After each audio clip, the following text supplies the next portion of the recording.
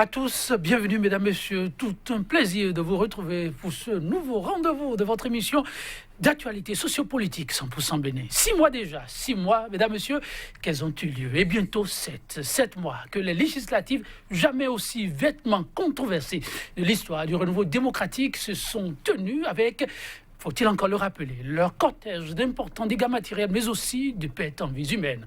Pratiquement 7 mois de rancœur se désole nombre d'observateurs. 7 mois de deuil, 7 mois de privation de liberté. Énorme.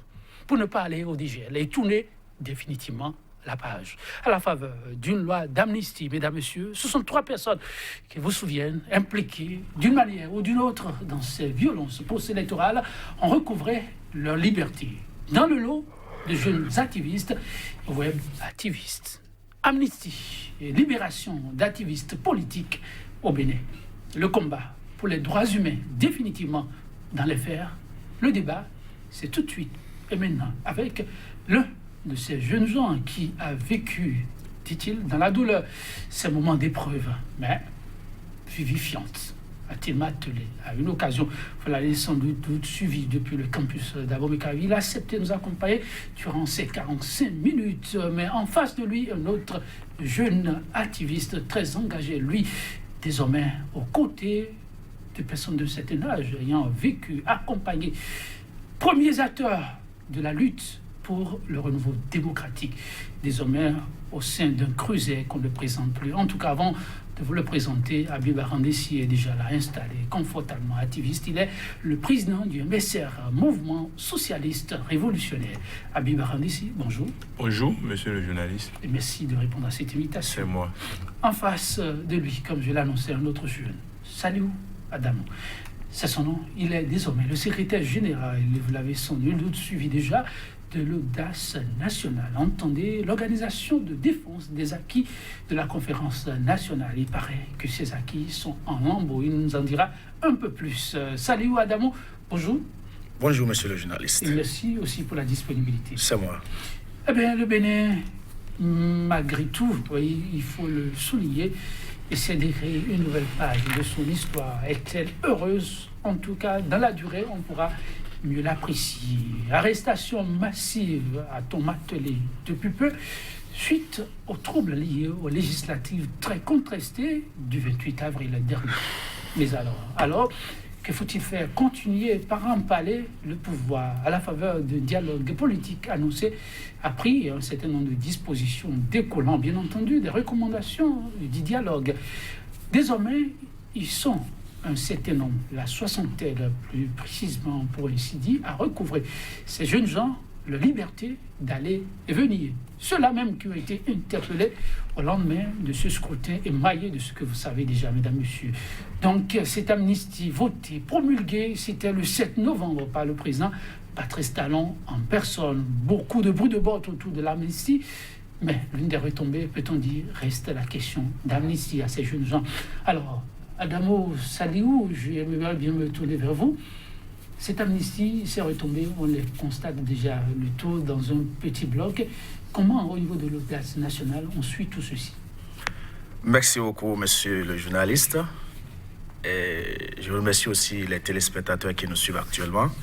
Vous savez, l'audace nationale entendait Organisation pour la défense des acquis de la Conférence nationale des forces vives de la nation, du 8 février 1990 à nos jours. L'amnistie, d'abord, avant de donner notre appréciation, l'appréciation de l'organisation, et permettez-moi de l'expliquer, de la définir, l'amnistie. L'amnistie, en fait, c'est un acte législatif ou un acte du pouvoir législatif qui accorde le pardon aux auteurs d'un même délit de droit commun ou politique. En fait, c'est ça l'amnistie. Et lorsque nous allons dans ce sens, dans cette logique, on nous parle d'un pardon qui est accordé par un pouvoir législatif. Est-ce que dans notre pays aujourd'hui, nous avons un pouvoir législatif? C'est de ça qu'il s'agit. Est-ce que le pouvoir législatif existe? En tout cas, pour nous, au sein de l'organisation, le pouvoir législatif n'existe pas.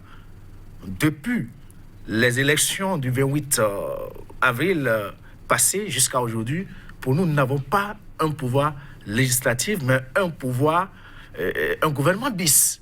Un gouvernement bis qui essaie d'accompagner le chef de l'État dans sa volonté de voir davantage le peuple béninois dans la souffrance. Excusez-moi de le dire, monsieur le journaliste, parce que vous savez, lorsque nous prenons l'amnistie, qui veut pardonner qui? C'est le chef de l'État qui pardonne ou ce sont les députés qui pardonnent? Aujourd'hui, dans le pays, nous n'avons pas de députés. Ceux qui ont été arrêtés, ils ont commis quel crime, quel délit? Le fait de réclamer les acquis de la conférence nationale, le fait de réclamer la justice, la liberté d'expression, c'est ça, pour notre gouvernement, un délit. Si tel est le cas, monsieur le journaliste, je pense qu'il faudra revoir la définition de l'amnistie. Alors, quand on reste dans votre logique, le fait de réclamer justice, le fait de réclamer liberté, est-ce que c'est ça le délit, vous demandez? Mais vous n'oubliez non plus qu'il y a eu des casses dans ce Bénin dont on parle au lendemain du 28 avril. Et vous avez suivi tout ceci. Il y a certainement eu des actes posés par un certain nombre de personnes. Je ne dis pas que les concernés, ce sont eux, mais il faudra identifier cela. Et ce qui nous a été dit justement, dans le lot, il y en avait qui étaient à l'origine de ce que le Bénin a vécu. Non, vous savez, monsieur le journaliste, les casses, qu'est-ce que vous appelez casses? Les événements du 1er et du 2 mai, ou les événements de Tchaourou, de Dassa, etc. Vous avez vu des entreprises qui ont été brûlées. Vous savez, je dis, nous sommes à une époque où il faut comprendre, il faut mettre au-dessus des biens matériels l'être humain. Qu'est-ce que vous dites par là? Parce que tout à l'heure, vous étiez en train de dire qu'il y a des casses. On regarde ce que vous avez dit. Donc je vous pose la question tout en m'appuyant sur ce que l'exécutif a présenté. Vous savez, ce qui est primordial, c'est l'être humain. C'est l'être humain qui est primordial. Tout ce qui a été cassé, c'est des matériels qui peuvent être refaits après. Mais l'homme, lorsque l'homme meurt aujourd'hui, c'est fini. Il y a eu des morts, monsieur le journaliste. Des gens sont morts. Plus d'une dizaine. Je dis plus d'une dizaine, même si le chef de l'État affirme officiellement que c'est à peu près 4. Les militaires qui sont morts au Tchaourou, à Dassa, etc. Des civils qui ont trouvé la mort à Cotonou ici. Lorsque nous allons faire la comptabilité, ça dépasse plus d'une dizaine. On ne va pas remuer le c'est pour cela. Non, écoutez, monsieur, laissez-moi aller. Parce que c'est vous qui avez posé la question de savoir qu'il y avait des casses. Il ne faut pas laisser aujourd'hui que les biens matériels puissent prendre le dessus sur l'humain, sur l'être humain. Ce n'est pas bien. Et c'est à ça que nous assistons aujourd'hui. Parce qu'il y a eu des cas qu'il faut, emprisonner des gens. Vous savez ce qu'on appelle la privation de liberté? Alors, qui fait partie... Salut, Adamou, l'heure n'est plus à remuer le couteau dans la plaie. Vous l'avez constaté, ils sont nombreux, les Béninois, comme vous d'ailleurs, à appeler à ce que, oui, justice soit faite, mais aussi que le vivre ensemble soit une réalité au Bénin. Et à la faveur de la loi d'amnistie, même si vous n'appelez pas ça l'Assemblée, un acte a été posé par ce que vous avez qualifié là. Et si vous devez apprécier l'acte en lui-même, que diriez-vous? Non, vous saviez, l'acte, c'est un acte de ruse. C'est un acte de ruse. J'écoutais le professeur Salami la fois dernière, il disait, lorsque le gouvernement en face utilise de la ruse, il faudrait que vous aussi, vous utilisiez la ruse. Vous comprenez? C'est de la ruse parce qu'ils sont dans la logique de couvrir, en fait, ceux qui ont tiré sur la population. C'est ça. Parce que vous n'êtes pas sans savoir que la nature, dans sa comptabilité, elle est incorruptible. Mais l'homme est corruptible. Et dans cette logique, il faut tout faire pour apporter une loi afin d'atténuer, ou je ne sais pas, ou enterrer définitivement le crime commis par ces hommes contre le peuple béninois. Les gens ont tiré. Et il va falloir que ceux-là répondent. Même s'ils ne répondent pas aujourd'hui, ils vont répondre demain, même si c'est devant la Cour pénale internationale. Parce que ce qu'il faut comprendre, c'est pour ne pas aller dans ce sens, c'est pour ne pas aller dans ce sens qu'ils ont pris très tôt une loi. Quelle loi? Qui a fauté? le grand fauteur aujourd'hui, je vous dis et je continue de le dire, c'est le gouvernement et ceux qui sont à l'Assemblée actuellement. On reviendra sur ces questions. Je vais me retourner alors vers Habib. Habib, vous faites partie, on peut le dire, des premiers bénéficiaires de cette loi d'amnistie. Alors dites, comment avez-vous vécu l'annonce d'abord de la nouvelle et ensuite la matérialisation de la loi? Merci, monsieur le journaliste. La loi d'amnistie, il faut dire, comme tout prisonnier d'ailleurs, quand on vous annonce que vous serez libéré, quelle que soit votre position, vous êtes d'abord content. Vous êtes content. Même si la procédure pour nous libérer a été de la politique, je dirais, parce que le chef de l'État et son gouvernement, ils ont fait de la politique pour nous libérer afin de faire passer un certain nombre de décisions. Mais ce qui est sûr, nous, on était quand même très contents de recouvrir notre liberté après 6 mois. La prison, c'est pas facile. Et même au moment où on a annoncé le dialogue, on était sûr, parce que chaque fois on se voyait entre détenus politiques pour parler, on était sûr que quelque chose devait être fait pour qu'on soit libéré. Parce que, en tout, quand vous faites l'analyse, on n'a rien fait pour être arrêté.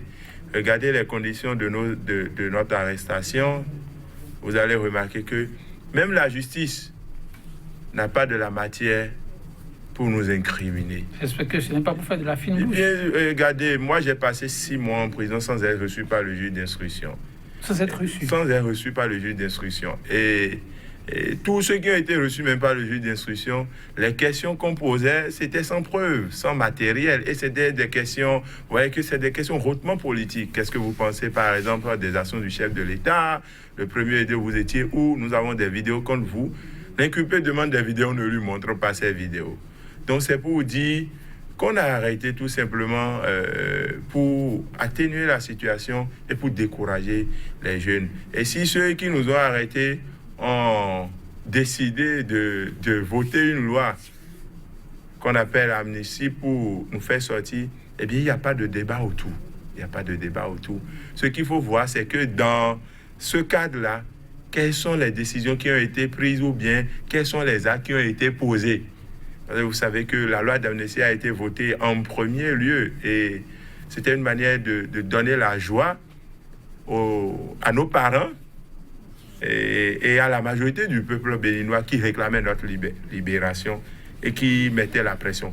Mais dans le même temps, dans cette joie, on est passé derrière pour réviser la Constitution et bien d'autres décisions. Donc, je dirais, c'est vrai que nous avons recouvré notre liberté et nous sommes très contents. Mais derrière ça, il y a beaucoup d'autres choses à dire.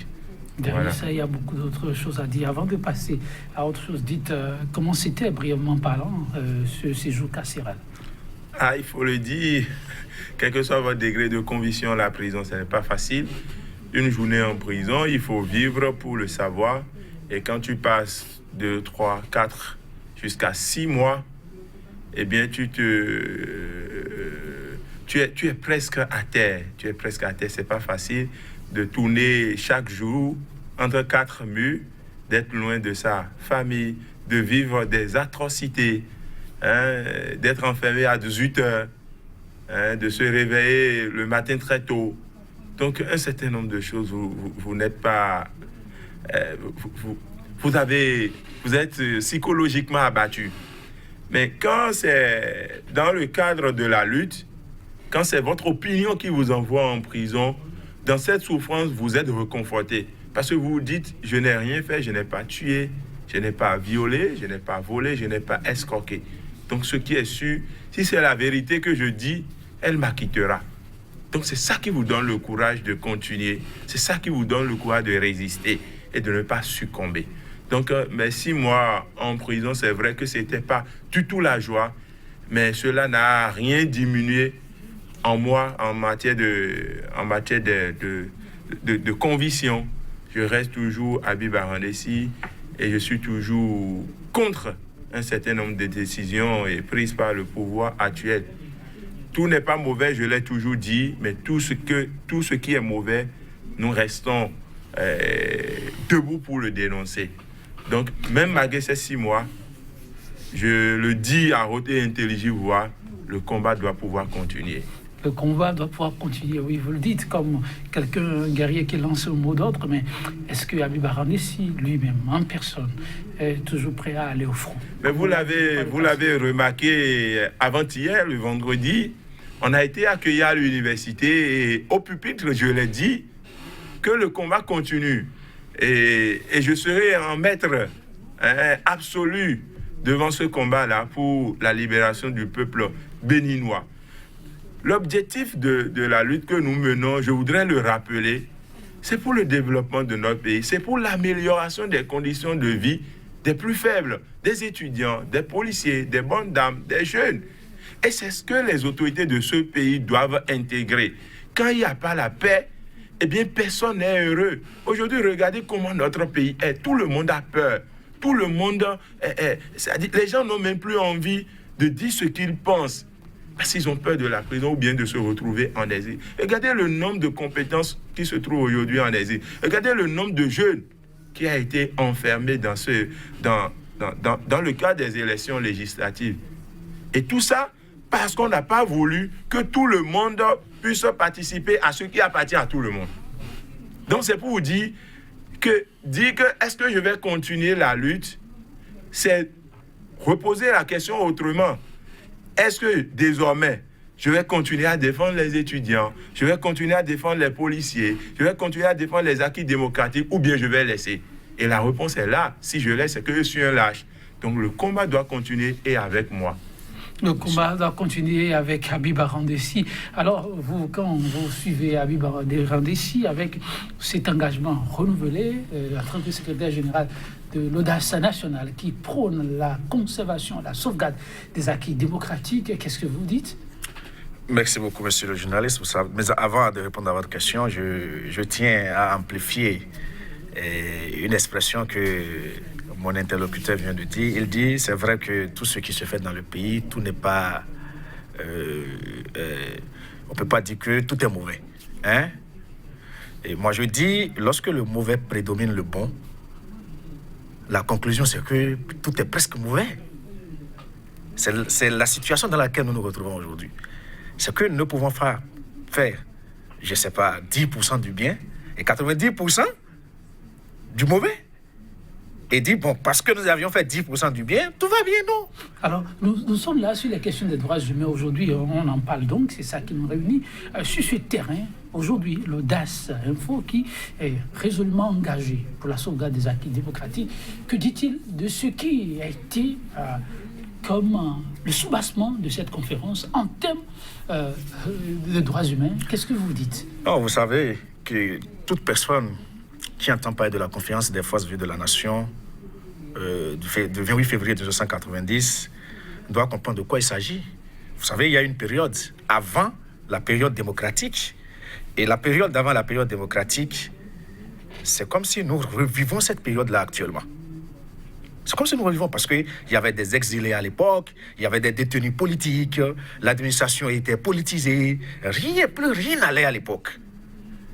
Et il a fallu des gens audacieux, des intelligents, tout le monde, des femmes et des hommes, des courageux, des audacieux, qui se sont réunis pour penser autrement au devenir de la nation, au devenir du peuple. Et c'est ce qui a conduit à la naissance de la conférence des forces vives de la nation, où il y a un certain nombre d'acquis qui ont été les piliers de cette conférence-là. Et lorsque vous prenez, par exemple, les acquis, nous avons le pluralisme démocratique, c'est un acquis. Le libéralisme économique, c'est un acquis. La liberté, les libertés publiques, les libertés privées, la diversité des cultures, c'est un acquis. Le consensus, c'est un acquis. Et moi, je voudrais que les gens puissent comprendre c'est quoi le consensus. Il y a un temps, le professeur Joël Aïvo disait, je cite, « Si nous voulons être le pays phare que les uns et les autres ou le reste du monde ont l'habitude de copier et à l'habitude de copier le reste, à l'habitude de copier, c'est que il faudrait qu'on aille au-delà de la démocratie en nous engageant désormais dans la consancratie. Et la consancratie, c'est quoi? lorsque tout le monde est d'accord, c'est fini. Il n'y aura plus la guerre, la paix va régner, etc., etc. La démocratie, nous sommes là-dedans, mais parfois, on trébuche, vous voyez. Et dans cette logique de la consécration, nous avions compris aujourd'hui, la période dans laquelle nous sommes aujourd'hui, ce que nous vivons aujourd'hui, que il faut y aller réellement au consensus. Rien ne se fait aujourd'hui par rapport au consensus. Rien ne se fait, plus rien ne se fait par rapport au consensus. Et ce qui a lieu de faire, monsieur le journaliste, il faut comprendre que le consensus aujourd'hui doit revenir. Tout ce qui est fait jusqu'à aujourd'hui, c'est quoi? C'est de l'exclusion absolue. Et vous n'êtes pas sans savoir que l'exclusion, c'est ça qui donne la guerre, hein? La violence, c'est ça, les fruits de l'exclusion. Mais le fruit ou les fruits de l'inclusion, c'est ça la paix, la cohésion nationale, la bonne gouvernance. Et lorsque nous assistons aujourd'hui à tout ce que tout le monde assiste, c'est qu'il faut revoir cela. Et quitter de l'exclusion pour aller vers l'inclusion. Et c'est de ça qu'il s'agit. Lorsque nous parlons des libertés aujourd'hui, dans le pays, les libertés n'existent plus pratiquement dans notre pays. Je le dis parce que nous ne pouvons pas rester dans un pays où on vote des lois et lorsque vous avez à faire peut-être une réunion dans votre salon ou quelque part, on vient, on peut vous arrêter, vous tous, en disant attroupement non armé. C'est voté à l'Assemblée nationale. Et normalement, ce sont ces lois qu'on doit supprimer. Ce sont ces lois qu'on doit réviser et non la révision opportuniste de la Constitution. Parce que lorsque vous lisez le préambule de la Constitution, la révision ne doit pas se faire de la sorte. Lorsque vous lisez l'article 155 de la Constitution, la révision de la Constitution ne doit pas se faire de la sorte. Je me rappelle Joseph Djokbenou qui disait, lorsque nous allons changer une seule virgule dans la Constitution, c'est que nous allons tomber dans une nouvelle république. Aujourd'hui, ils ont changé, je ne sais pas, plus d'une vingtaine, d'une cinquantaine d'articles, de la quarantaine d'articles, mais on dit que nous sommes toujours dans l'ancienne République. C'est ça ce que nous appelons la ruse, la rage. Et c'est pour cela il faut que nous nous organisions davantage pour contrer vraiment cette ruse et cette rage-là. Habib Arandissi, depuis votre milieu carcéral, vous avez suivi l'actualité, votre façon. Est-ce que vous avez l'impression de ces 6 mois passés, à ce retour à la vie habituelle, que vraiment rien n'a bougé et que ça a été tout ce combat comme de l'eau versée sur le dos du canard, comme on dit?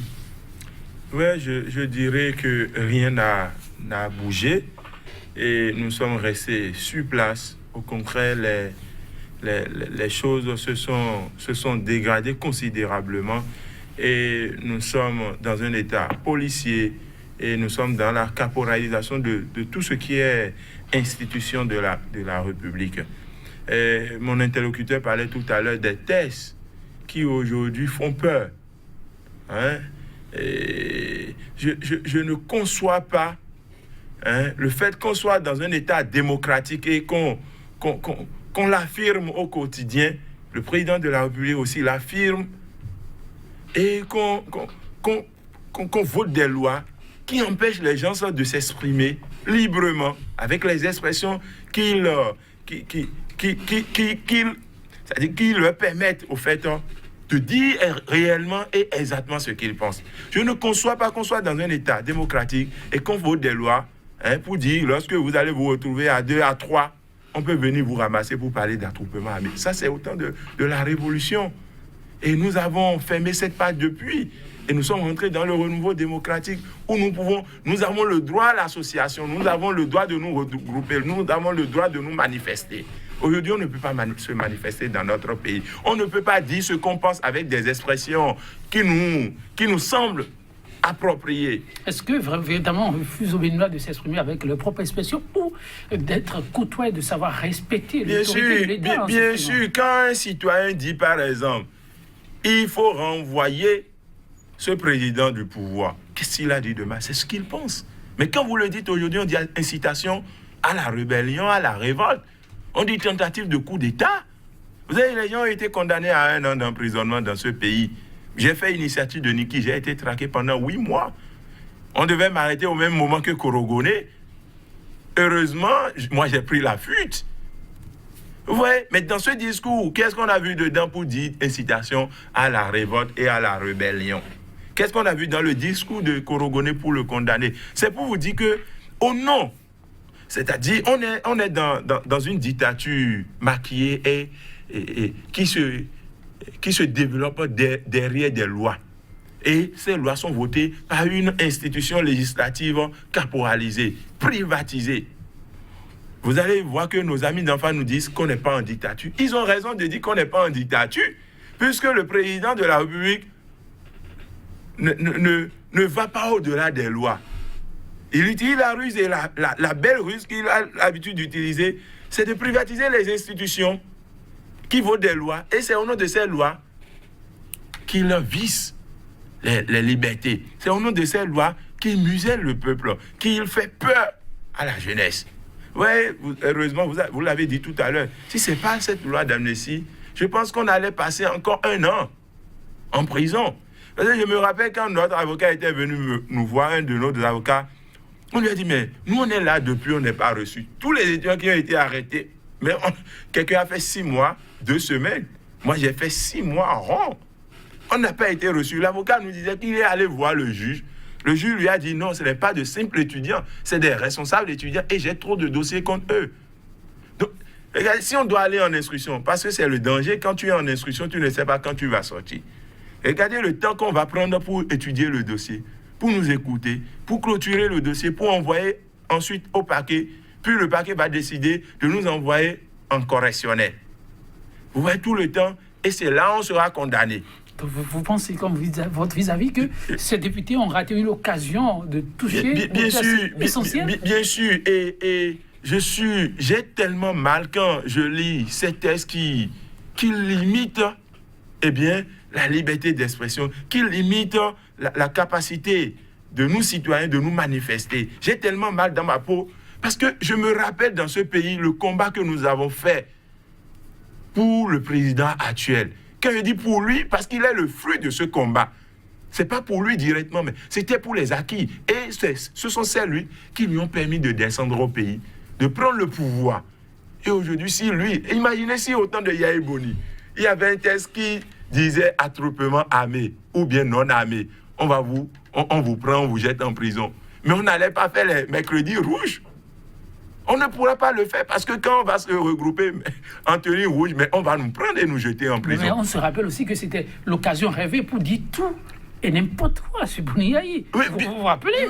Mais bien sûr. Alors l'actuel locataire du palais de la Marina s'est inspiré des dérives qu'il y a eu autour de ces malheureusement événements qui ont conduit ses frères à son arrivée, mais qu'il faille corriger. Non, il s'est trouvé des élus je ne suis pas, pour faire des options peut-être malheureuses. Je ne suis pas d'accord parce que le peuple qui a voté pour le président actuel à 65%, c'est ce même peuple aujourd'hui qui est en train de dire nous ne sommes pas d'accord et qui a envie de se manifester. Pourquoi il y a de cela quelques mois, ce peuple n'a pas dit bon non, le président Talon ne peut pas être candidat, on va se manifester contre. Non, c'est ce peuple, c'est la même expression au fait. Aujourd'hui, ce peuple n'est pas d'accord. Donc, on doit lui permettre de se manifester, de dire ce qu'il pense. Si nous prenons exemple sur en griffe les grandes démocraties du moins, vous voyez des citoyens qui se lèvent pour dire, mais Macron, arrête de faire ça. Est-ce qu'il n'a pas raison? Ce n'est pas lui qui a donné le pouvoir à Macron. Pour que le président de la République se constitue en institution, il a fallu que des gens qu'il est en train de jeter aujourd'hui en prison se lèvent pour dire, non, écoutez, permettez à notre compatriote de descendre au pays. Permettez à M. Talon qui est en exil de revenir dans son pays. Arrêtez cette histoire d'empoisonnement. Il a fallu qu'on fasse des mercredis rouges. Il a fallu qu'on crie non à la révision de la Constitution. Donc si aujourd'hui, nous sommes en train d'assister, non seulement on n'est pas en train d'assister, si aujourd'hui ce pouvoir qui est le fruit de la lutte, qui est le fruit de la rue, se retrouve à aller contre les libertés, c'est vraiment dommage et ça fait mal. Donc, comme vous l'avez dit, les députés devraient statuer, devraient se retrouver pour dire, bon, cette histoire d'attroupement armé là, il faut qu'on l'arrange, parce que c'est au nom de ça, la justice nous a fait arrêter.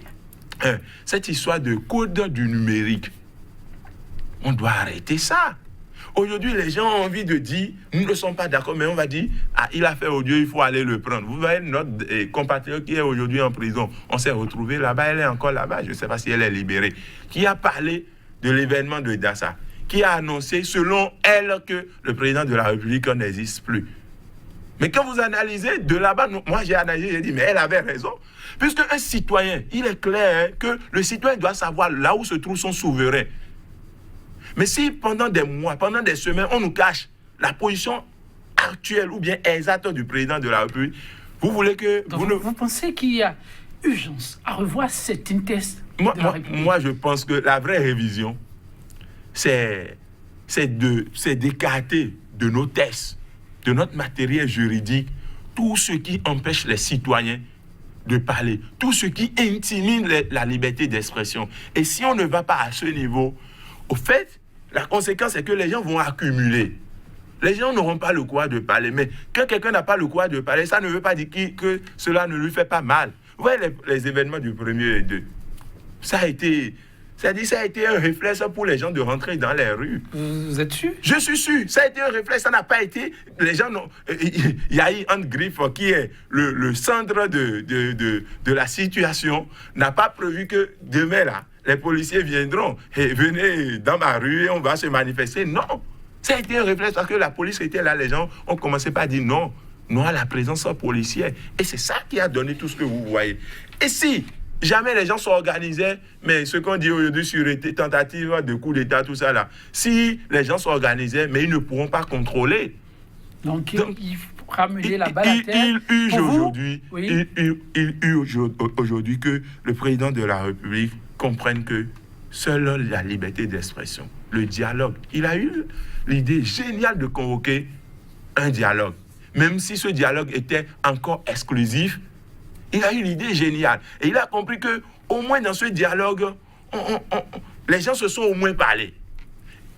L'idée serait d'élargir, d'agrandir ce dialogue, de permettre aux gens de s'exprimer, d'appeler tout le monde à la table pour dire, mais depuis 3 ans, depuis 4 ans, le pays chauffe, ça chauffe au pays. Qu'est-ce qu'il faut faire? Qu'est-ce qu'il faut faire? Et les gens vont lui dire, au fait, soyons objectifs. Cette manière de visser les libertés, arrêtez ça. Les gens qui sont en exil, j'ai entendu le président de la République qui dit, si quelqu'un a été candidat aux élections une fois, est-ce que ça veut dire qu'il ne va pas répondre de ses actes? Et il appelait le nom du président Adjamon. Mais moi, depuis là-bas, je disais, mais c'est une erreur qu'il est en train de commettre. Qu'est-ce qu'on reproche aujourd'hui au président Adjamon? Quand je prends son exemple, vous l'avez condamné à tort, vous avez monté une affaire de toute pièce de cocaïne. Vous avez... On n'affirme pas trop non, je n'affirme absolument rien. L'affaire est là. Parce que vous l'avez condamné à tort. Une crielle qui est contestée, qui n'est pas reconnue par les juridictions internationales.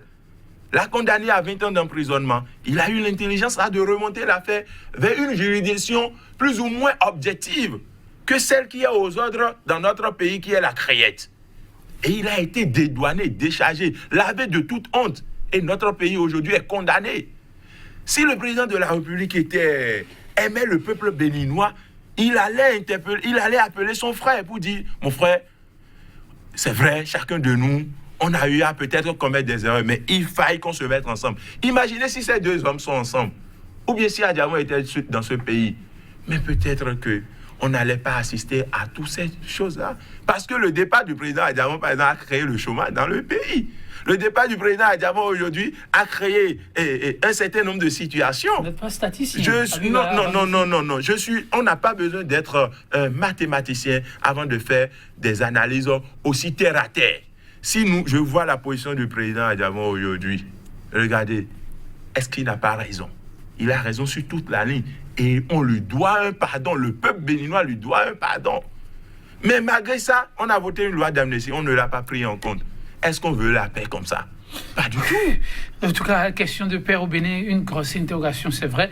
Eh bien, les autorités continuent de le marteler. La paix, tout le monde la veut. Et on espère qu'on y arrivera. Alors, Adamou Saliou, votre vis-à-vis croit savoir que le chemin est encore long. Pour y arriver, on touchera alors en urgence à quels fondamentaux? Merci beaucoup, monsieur le journaliste. Vous savez, on dit, lorsque l'avancée est dure, seuls les durs avancent. Nous allons continuer d'avancer. Nous allons continuer de faire ce qu'il faut faire dans la mesure du possible. Parce que l'urgent, ce n'est pas la révision de la Constitution. Mon interlocuteur vient de le dire, je ne vais pas répéter la même chose. Mais ce qui est urgent, c'est ça, il vient de dire. Et vous savez, ce qui me fait mal... Humains, là? Vous savez, oui. Vous savez, ce qui me fait mal, est que c'est la légitimité de cette Assemblée, en fait. Parce que quelles que soient les lois qui vont être votées aujourd'hui, ça va être voté par cette Assemblée-là. Voilà, nous ne reconnaissons pas la légitimité de cette Assemblée. Et si cette Assemblée votait tout, et que la Cour constitutionnelle aussi qui est aux ordres, qui rend tout conforme à la Constitution, et dans la même journée, le chef de l'État promulgue, vous voyez que ça ne marche pas pour le pays. Ce n'est pas bien. Le Bénin est un pays qui regorge plein d'intellectuels. Mais je donne raison au feu général Mathieu Kérékou qui dit que nous n'avons que des intellectuels tarés. Moi, je vis ça actuellement dans mon pays. Je vis ça actuellement dans mon pays. Et c'est pour cela que je dis, l'urgent, ce n'est pas la révision de la Constitution. C'est déjà fait. C'est déjà promulgué. Par qui? L'Assemblée nationale qui a contesté. Et c'est même dit dans la Constitution que cette Assemblée ira jusqu'au bout. C'est que les 4 ans. Et que c'est l'Assemblée nationale qui viendra après ces 4 ans qui fera du moins 3 ans pour les élections couplées. Vous voyez? C'est des gens qui narguent le peuple béninois. Et vous savez, aujourd'hui, on dit la jeunesse, c'est elle qui est le fer de lance d'une nation. Et aujourd'hui, la jeunesse mobilisée est très forte. La jeunesse mobilisée est dangereuse. La jeunesse mobilisée, organisée, fait peur même aux bombes atomiques. Et c'est pour cela que nous disons que nous devons nous organiser. La logique dans laquelle nous sommes, c'est d'organiser le peuple. Sans s'organiser, rien de bon défusable. Alors, lorsque vous avez des autorités qui, à des moments donnés, comme l'a souligné votre vis-à-vis, soulignent qu'il faut forcément trouver les voies et moyens pour sortir la tête de l'eau, parce que l'image que le Bénin renvoie n'est pas du tout une image heureuse. Et que malheureusement, les résultats ne vous donnent pas satisfaction aujourd'hui. Comment faire pour colmater les brèches? Si vous, de votre position, vous devez donner quelques conseils utiles. Ok, vous savez, nous n'allons pas nous épuiser de donner des conseils, parce que nous les avons tellement donnés ici. Mais nous avons comme l'impression que le chef de l'État n'écoute pas les conseils. En tout cas, nos conseils, en fait. Non, c'est vrai. Vous l'avez dit, il ne faut pas se décourager. Non, on va pas se décourager. Voilà. Ce que nous avons à dire, c'est que il va falloir que le peuple s'organise et que le chef de l'État puisse avoir un dialogue avec le peuple. Parce que le peuple, oui, puisse avoir un dialogue avec le peuple. Dialogue national? Je parle d'un dialogue national. Je ne parle pas d'une conférence nationale bis. C'est deux choses différentes. C'est deux choses différentes. L'alliance est à quel niveau? Donc, je vais vous l'expliquer tout à l'heure.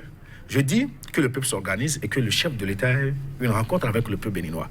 Dites-moi, depuis que le chef de l'État a pris le pouvoir jusqu'à aujourd'hui, est-ce qu'il a déjà rencontré le peuple? Moi, je me rappelais encore où Yahi rencontrait les jeunes à la présidence, rencontrait les femmes, tout le monde, parce que ça nous appartient. Ce n'est pas un patrimoine privé. C'est pas un patrimoine public.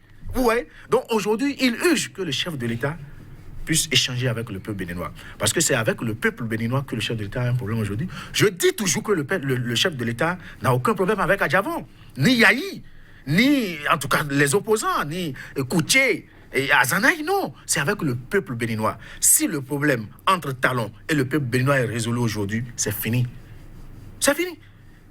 Mais je suis tenté de vous dire, mais le chef a quel problème avec son peuple? Le problème, c'est quoi? Il a fait casser des femmes dans ce pays. En tout cas, les commerces des femmes dans ce pays. Ce n'est pas du passé, ça? Non, ce n'est pas du passé, parce que ces femmes-là, il y en a parmi ces femmes qui ont trouvé la mort, parce que psychologiquement, elles ont été atteintes. Vous savez, on dit souvent que science sans conscience n'est que ruine de l'âme. Et c'est pour cela, Albert Einstein, qu'est-ce qu'il disait? Qu'il ne faut jamais accepter faire quelque chose contre ta conscience, même si c'est l'État qui te le demande. Des gens ont fait des choses contre leur conscience, et aujourd'hui, ça retourne contre eux. Et c'est pour cela que nous disons que tout ce qui a été fait, il va falloir qu'il y ait de réparation. Ces femmes-là n'ont pas été remboursés ou, je ne sais pas, dédommagés jusqu'à aujourd'hui. Donc, les femmes, oui. C'est un problème. Vous savez, il y a des gens qui ont été renvoyés, il y a des gens qui ont été limogés sans aucune cause. Il y a des structures d'État qui ont été remplacées par des structures privées. Je prends la SONAPRA, par exemple, qui est remplacée par l'AIC. Je prends par exemple le port, la douane existe, mais sous forme d'écran, parce que c'est le Bénin Contrôle qui travaille au nom de la douane béninoise aujourd'hui. Tout ça là. Et vous pensez que nous allons continuer dans cette logique? Nous allons continuer dans ça. Et c'est pour cela que nous proposons ce que le chef de l'État puisse rencontrer le peuple. Mais un peuple non organisé ne peut pas rencontrer le chef de l'État. Parce que le chef de l'État voit dans sa conscience que je vais rencontrer qui? Ils ne sont pas organisés, ils n'ont rien. Je vais dire quoi à qui? Raison pour laquelle nous, dans notre stratégie, on est en train d'organiser le peuple dans les 546 arrondissements pour aller à ce dialogue-là. Dès que le chef de l'État prend le dialogue avec le peuple, il est sauvé. Dans le cas contraire, alors... Donc un dialogue avec le peuple, oui, initiative de Audace Nationale. Voilà, la question aujourd'hui, c'est on fait comment pour que le Bénin puisse se repositionner de la meilleure des façons qu'il soit. On voit des fils regarder ensemble dans la même direction, la formule consacrée, que le vivre ensemble redevienne une réalité. Et vous proposez quoi? Avant d'aller à des propositions, je voudrais soulever une contradiction, dans l'idée de convoquer un dialogue et dans l'idée après d'organiser les élections générales en 2026. Je pense que si le dialogue a été convoqué, c'est suite aux différents troubles qui ont lieu dans le cadre des élections législatives. Et au cours du dialogue, sinon même dans le discours du président de la République, avant et au cours et après les élections, le président de la République a reconnu que les tests qui ont conduit à cette élection exclusive, ces tests-là sont biaisés, ces tests-là sont malades et qu'il faut les toiletter, qu'il faut les soigner. C'est que le président de la République reconnaît qu'il y a eu problème et que c'est au nom de ce problème d'ailleurs qu'il y a eu tout ce que nous savons comme trouble et des gens ont été arrêtés, des gens comme moi, nous avons été arrêtés. Donc, et c'est au nom de ça, on a fait voter une loi d'amnistie entre griffes qui est exclusive. Parce que le ministre de la Communication l'a dit, les faits exclusifs qui ont trait directement aux élections législatives. Ça veut dire quoi? C'est bien de reconnaître, mais la grande contradiction que je voudrais soulever, c'est la poursuite du mandat des députés. Parce que ce sont ces mêmes problèmes, ces mêmes troubles, ces mêmes tests, cette même situation, qui ont conduit à l'élection en griffe, sinon à la nomination de ces députés. Donc, si on doit vraiment rester dans la logique, du dialogue, de la paix, de conciliation et de réconciliation, on devait écouter le mandat de ces députés. Et faire table rase pour dire oui, c'est ça qui a conduit à votre élection. Nous avons libéré les gens, nous avons fait un certain nombre de choses. Il faut écouter votre mandat. Et ce serait bien que si on organisait ces élections générales, moi je ne suis pas contre les élections générales. Ce serait bien si on organisait ces élections générales en 2020 ou bien en 2021. Là, on aurait réglé un certain nombre de problèmes. On aurait effacé ce dossier de députés contestés, de députés nommés. Mais non, on a dit qu'il faut aller jusqu'au bout. Donc, il y a une contradiction. On fait voter une loi d'amnistie pour dire, bon, il faut effacer tout ça là.